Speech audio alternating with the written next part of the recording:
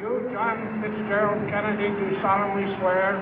I, John Fitzgerald Kennedy, do solemnly swear. That you will faithfully execute the office of President of the United States. That I will faithfully execute the office of President of the United States. And will, to the best of your ability. And will, to the best of my ability. Preserve, protect, and defend the Constitution of the United States. Preserve, protect, and defend the Constitution of the United States. So help you God. So help me God.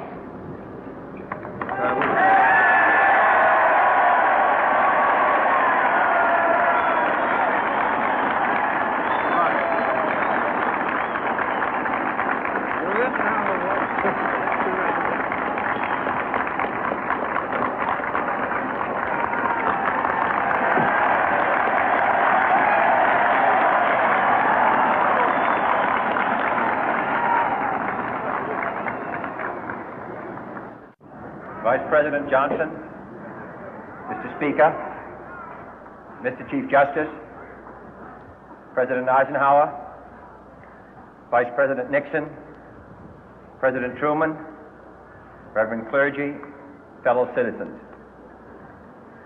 We observe today not a victory of party, but a celebration of freedom, symbolizing an end as well as a beginning, signifying renewal as well as change. For I have sworn before you and Almighty God the same solemn oath our forebears prescribed nearly a century and 3/4 ago. The world is very different now, for man holds in his mortal hands the power to abolish all forms of human poverty and all forms of human life. And yet the same revolutionary beliefs for which our forebears fought are still at issue around the globe. The belief that the rights of man come not from the generosity of the state, but from the hand of God. We dare not forget today that we are the heirs of that first revolution. Let the word go forth from this time and place to friend and foe alike that the torch has been passed to a new generation of Americans born in this century, tempered by war, disciplined by a hard and bitter peace, proud of our ancient heritage, and unwilling to witness or permit the slow undoing of those human rights to which this nation has always been committed and to which we are committed today at home and around the world.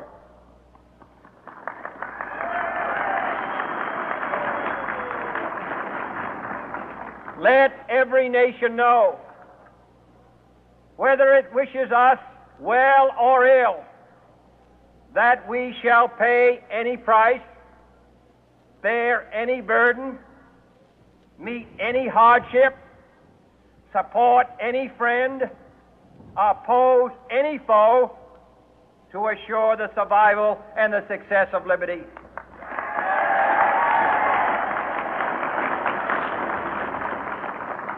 This much we pledge and more. To those old allies whose cultural and spiritual origins we share, we pledge the loyalty of faithful friends. United, there is little we cannot do in a host of cooperative ventures. Divided, there is little we can do, for we dare not meet a powerful challenge at odds and split asunder. To those new states whom we welcome to the ranks of the free, we pledge our word that one form of colonial control shall not have passed away merely to be replaced by a far more iron tyranny. We shall not always expect to find them supporting our view, but we shall always hope to find them strongly supporting their own freedom, and to remember that in the past, those who foolishly sought power by riding the back of the tiger ended up inside.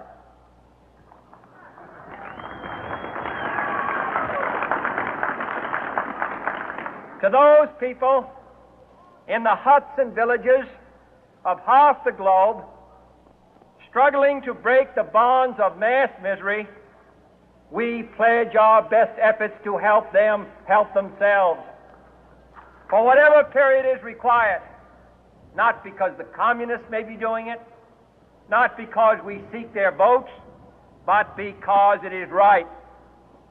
If a free society cannot help the many who are poor, it cannot save the few who are rich.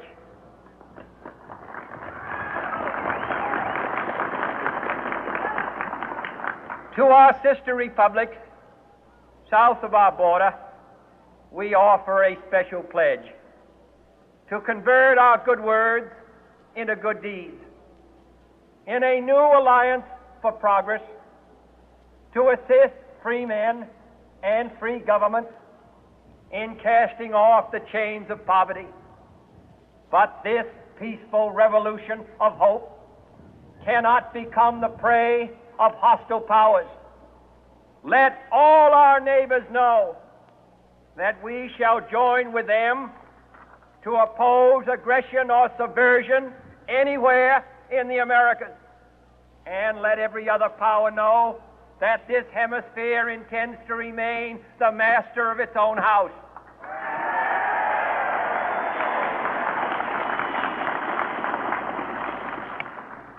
To that World Assembly of Sovereign States, the United Nations, our last best hope, in an age where the instruments of war have far outpaced the instruments of peace, we renew our pledge of support to prevent it from becoming merely a forum for invective, to strengthen its shield of the new and the weak, and to enlarge the area in which its writ may run.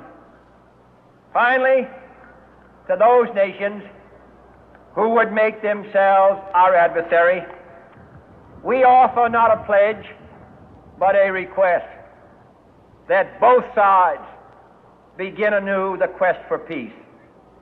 Before the dark powers of destruction, unleashed by science, engulf all humanity in planned or accidental self-destruction, we dare not tempt them with weakness, for only when our arms are sufficient beyond doubt can we be certain beyond doubt that they will never be employed. But neither can two great and powerful groups of nations take comfort from our present course, both sides overburdened by the cost of modern weapons, both rightly alarmed by the steady spread of the deadly atom, yet both racing to alter that uncertain balance of terror that stays the hand of mankind's final war.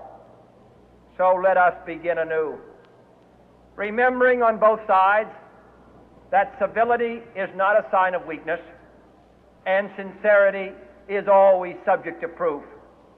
Let us never negotiate out of fear, but let us never fear to negotiate.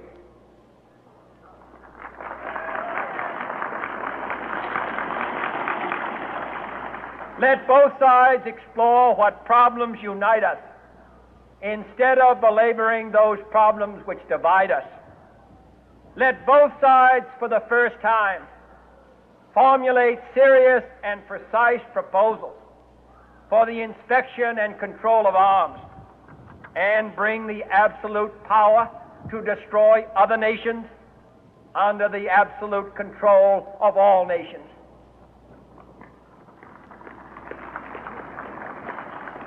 Let both sides seek to invoke the wonders of science instead of its terrors. Together, let us explore the stars, conquer the deserts, eradicate disease, tap the ocean depth, and encourage the arts and commerce.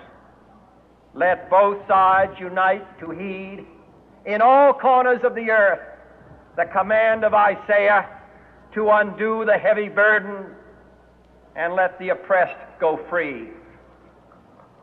And if a beachhead of cooperation may push back the jungle of suspicion, let both sides join in creating a new endeavor, not a new balance of power, but a new world of law, where the strong are just and the weak secure and the peace preserved.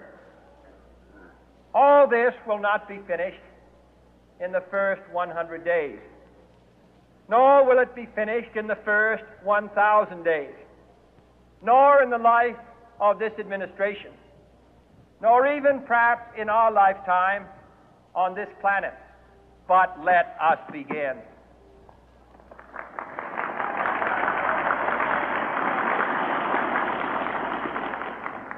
In your hands, my fellow citizens, more than mine, will rest the final success or failure of our course. Since this country was founded, each generation of Americans has been summoned to give testimony to its national loyalty. The graves of young Americans who answered the call to service surround the globe. Now the trumpet summons us again, not as a call to bear arms, though arms we need, not as a call to battle, though in battle we are, but a call to bear the burden of a long twilight struggle, year in and year out, rejoicing in hope, patient in tribulation,